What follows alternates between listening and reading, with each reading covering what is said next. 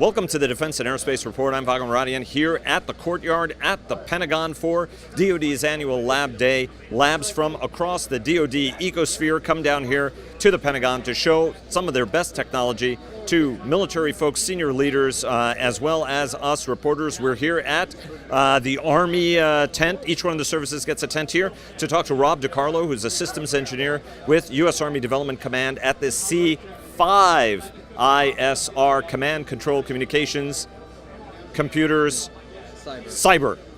Exactly. I knew the 5, but I screwed it up at sunny Aberdeen Proving Grounds, just up the road in Maryland. Rob, there's a lot of amazing technology you guys are developing, from the very nascent all the way to the development stuff that's in service. You guys actually have stuff here that you're putting in troops' hands right now. Talk to us a little bit about the system behind you. So the system behind me is called the RIC-U. It's a Radio Interoperability Capability Universal. And what the system does is it now takes that soldier that we use now to bridge the gap for the translations and interoperability to put them back on the battlefield. So this individual now can take this box that we have behind me, hook it up to the radio, a U.S. radio, and hook the other side up to a coalition radio, and then they can actually turn it on and pick the radio types, and then it will automatically configure and communicate for them. And talk to us a little bit about the genesis of this capability. I know that the joint, the Jitters program was supposed to be sort of that single waveform that connects everybody together. We had a little bit of challenges about that. Interoperability obviously is important, was important in Iraq, Afghanistan, and a counterinsurgency, but now even more so as we go into great power competition where we're going to have to wire some of our networks together. Talk to us a little bit about the genesis of this and what are sort of the key hurdles you guys had to overcome to try to get all of these disparate systems to be able to talk to each other with one box that acts as that intermediary. So what we've noticed is that these radios are all different. No radio is the same.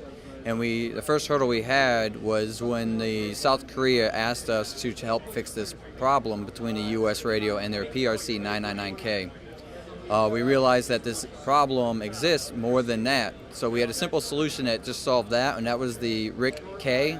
And then once we thought, this is bigger than just South Korea, we started developing this software-defined solution.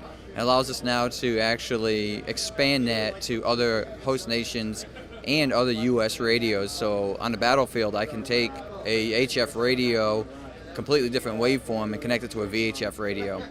So this actually is a very, very elegant solution without necessarily a very, very costly program that acts as a patch. So instead of going to a whole new generation of software-defined radios, you guys can be a great intermediary between the systems we've got fielded now and the systems that are our allied and coalition systems.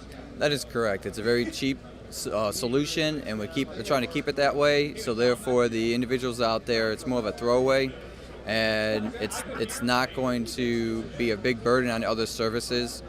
They can just now turn around, grab this box, and then start fielding it and have it ready today. And talk to us about security, right? I mean, almost every single one of the displays here has had security as an element to it. How are you guys ensuring the security piece of it to make sure that the wrong stuff doesn't end up coming through that pipe and going into our systems?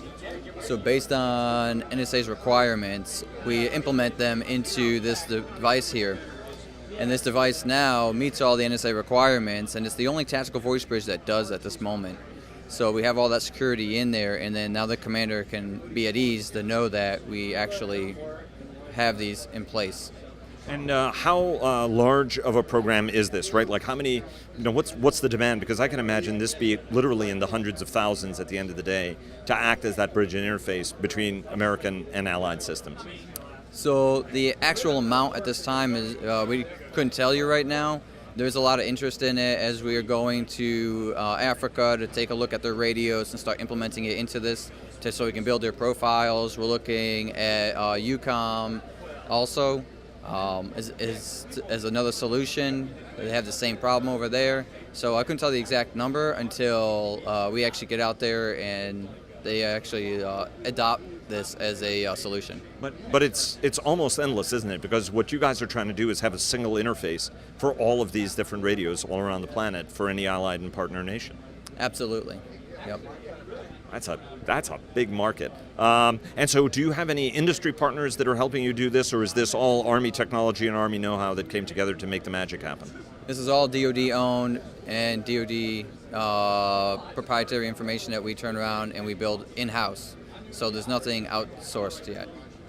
And how flexible is the software algorithm that goes into that, right? Are there any limits to the kind of radios that you can adapt it or teach it to adapt to and cross-connect with? We have not found any yet at this time, no. This is like magic technology, man. I'm still pretty impressed impressed with it, because it really solves something that is an absolute critical need. So thanks very much for doing that. Rob DiCarlo, who's a systems engineer making the magic happen at U.S. Army Development Command at Aberdeen Proving Ground on C5 ISR systems. Rob, thanks very much. Best of luck with the program. I mean, I think it's really, really incredible. Thank you very much.